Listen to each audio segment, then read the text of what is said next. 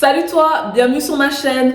Aujourd'hui, nous allons parler de la personne trop gentille. Dans cette vidéo, nous allons énumérer toutes les caractéristiques de cette personne trop gentille. À la fin de cette vidéo, je vais te donner des outils pour pouvoir sortir de ce cadre de la fille trop gentille ou du garçon trop gentil. Donc, sans plus tarder, c'est parti. Le syndrome de la fille ou du garçon trop gentil, c'est en fait le type de personne qui a peur d'exprimer ses émotions, qui fait d'abord passer l'autre avant lui-même, qui fait passer la vie extérieure avant ce qu'il ressent, qui va toujours faire en sorte de pouvoir plaire aux autres à son détriment. Ça, c'est le syndrome de la personne trop gentille. Ils ont tendance à éclipser leurs propres désirs et donnant plus de valeur aux besoins des autres. Les émotions que subissent ces personnes va être l'anxiété. Pourquoi? Parce que c'est des personnes qui n'osent pas dire non, qui ont peur de dire non, qui n'arrivent pas à dire non parce que pour eux, c'est quelque chose de mal. C'est quelque chose qui est inconcevable. Il y a des gens vraiment comme ça, je vous assure, qui ont vraiment cette peur-là de vous dire non et surtout de s'affirmer en disant non.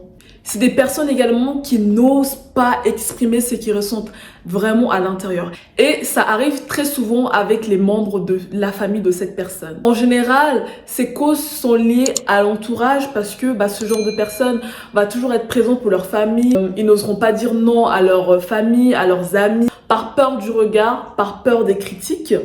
Bah oui, parce que ces personnes-là ont besoin de se sentir considérées par les gens. Ces personnes-là ont besoin de se sentir considérées par leur famille, leurs amis.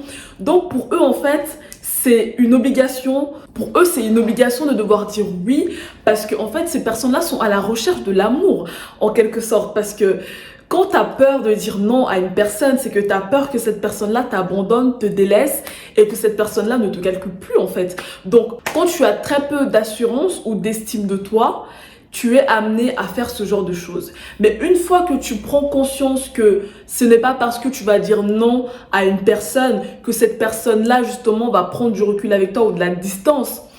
En fait, le truc, c'est que si cette personne-là prend de la distance avec toi, ça te permettra aussi de savoir que cette personne-là n'était pas réellement proche de toi ou n'était pas vraiment attachée à toi, comme toi tu le pensais. Mais le syndrome de la fille gentille ou du garçon gentil, en fait, lui, il va se dire, il va pas penser comme ça, en fait. Lui, il va se dire que il faut que je sois là pour cette personne, il faut que je me débrouille pour être là. Si la personne a besoin d'un service et que, moi, je suis occupée et que je peux pas, cette personne-là va tout faire pour venir aider sa famille, ses amis, son entourage. Après, ce qui se passe, c'est que quand tu vas à l'encontre de tes sentiments, de ton ressenti, quand tu fais quelque chose par contrainte, parce que c'est toi-même qui te mets cette contrainte, parce que tu as peur du regard des gens, tu as peur de décevoir les gens, à un moment donné, ton corps va te donner des signaux d'alerte. Parce que toi-même, ton cerveau te dit c'est pas normal, à chaque fois je me sacrifie, je suis toujours là pour les autres. Et puis en contrepartie, ces personnes-là ne sont même pas réellement là pour toi. Au bout d'un moment, ton cerveau, il brille en fait. Ton cerveau, il brille. Ton cerveau, il est là, il se dit mais attends, mais pourquoi je dis toujours oui alors qu'au fond de moi, j'ai même pas envie en fait. C'est plus fort que toi. Et après, c'est ton corps qui te le fait ressentir par des crises d'angoisse, par de l'anxiété, par plein de choses qui vont commencer à se faire ressentir par ton corps. Parce que ton corps te dit, ok, en fait, stop, il va falloir que tu apprennes à dire non. Mais toi, ici, là, t'as tellement peur de passer à l'action de dire non aux gens que ton corps, il y a quelque chose qui se passe dedans et quelque chose de pas bon, en fait, de pas bon pour toi. Après, il faut savoir aussi une chose, c'est que ce n'est pas la faute de cette personne-là si elle est trop gentille. C'est que bien des fois, ça vient de la famille, ça vient de l'éducation qu'on t'a donnée, ça vient de ta culture. Il y a plein de choses comme ça qui rentrent en ligne de compte. Et c'est vrai que suivant ta culture, d'où tu viens, ça peut beaucoup t'influencer à avoir ce type de comportement. Quand tu es trop gentil, c'est pas si mauvais. Il faut juste savoir comment le gérer. Il faut juste avoir la bonne balance. Il faut juste avoir la bonne balance, la bonne équilibre, le juste milieu pour ne pas te faire utiliser.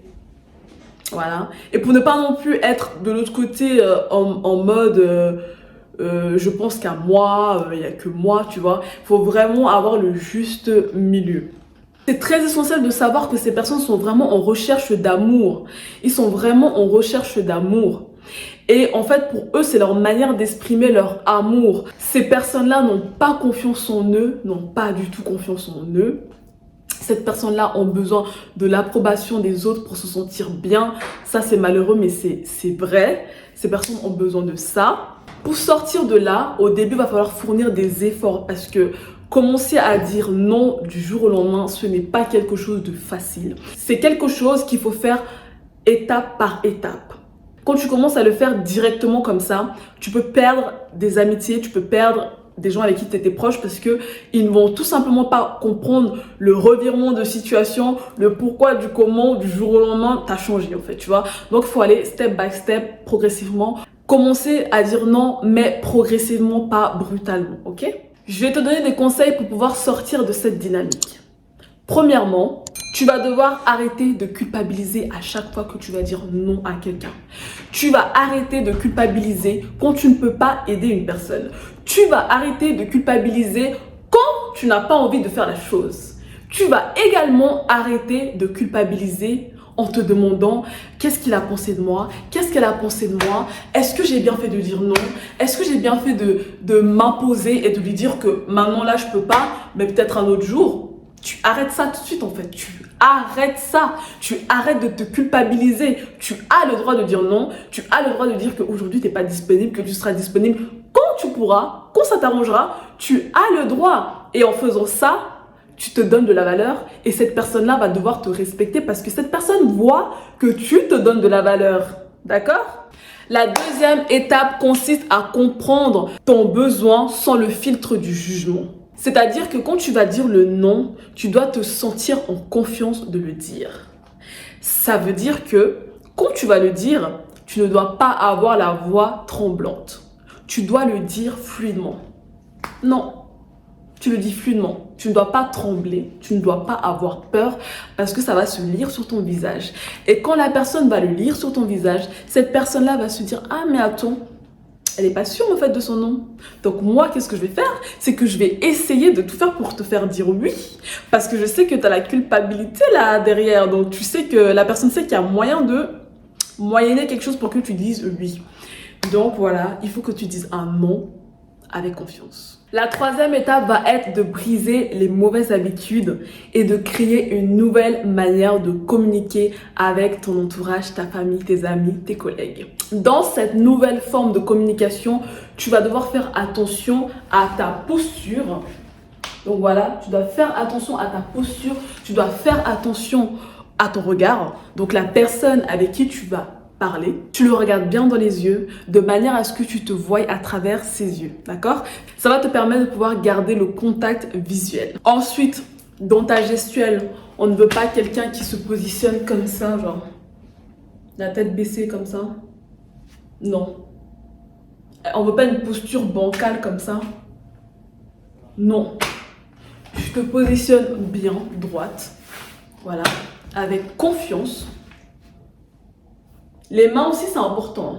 Si tu es comme ça, genre, on va voir que tu es stressé, on va voir que tu n'es pas en confiance.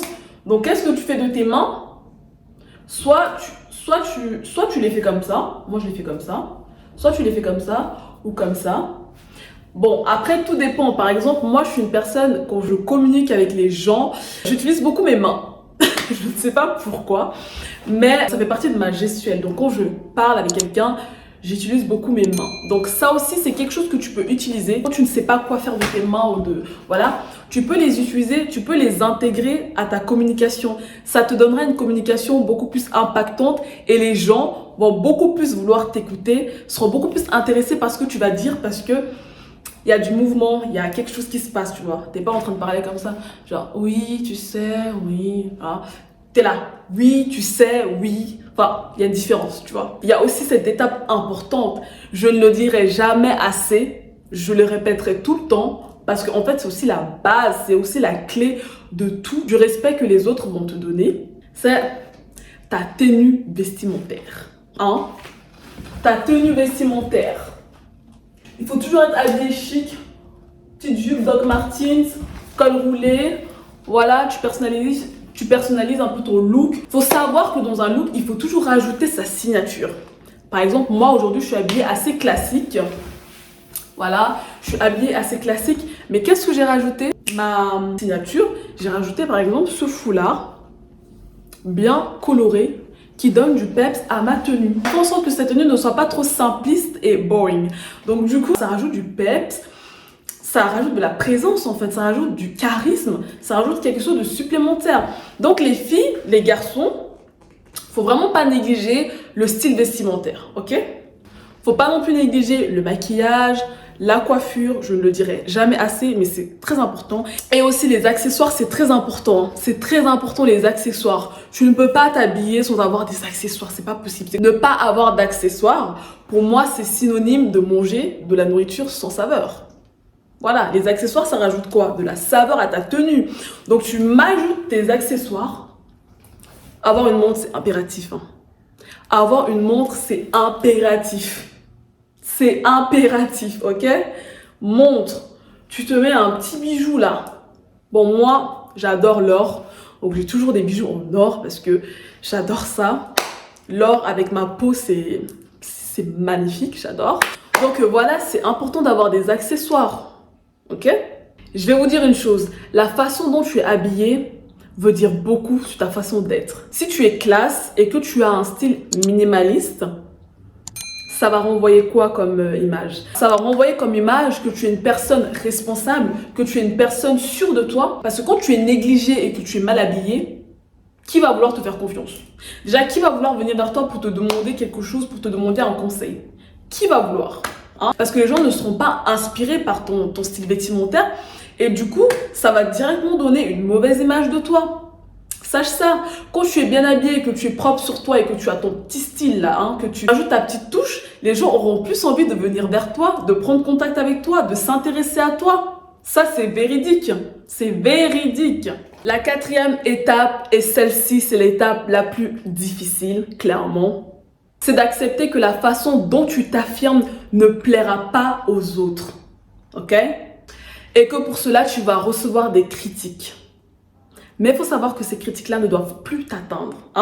Ces critiques-là, à cette étape-là, à cette quatrième étape-là, ces critiques-là ne doivent pas t'atteindre. Ces critiques-là doivent justement te dire que, attends, moi je suis en train de modifier ma façon de communiquer pour justement me sentir mieux.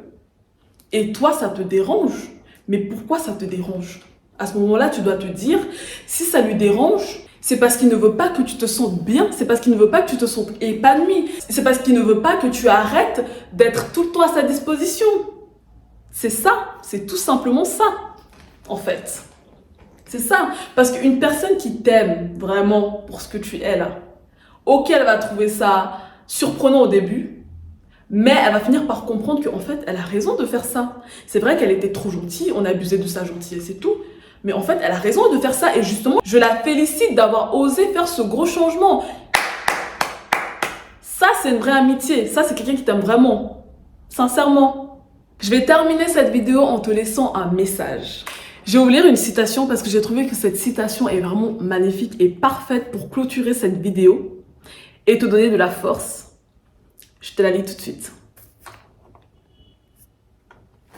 S'affirmer et plaire aux autres ne voyage pas nécessairement sur le même chemin.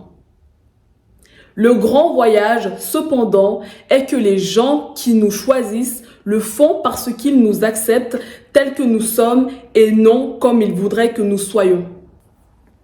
Je pense que ce message veut tout dire. J'espère que cette vidéo t'a plu et j'espère que tu as bien retenu tous ces précieux conseils et que tu vas les appliquer dans ta vie dès maintenant.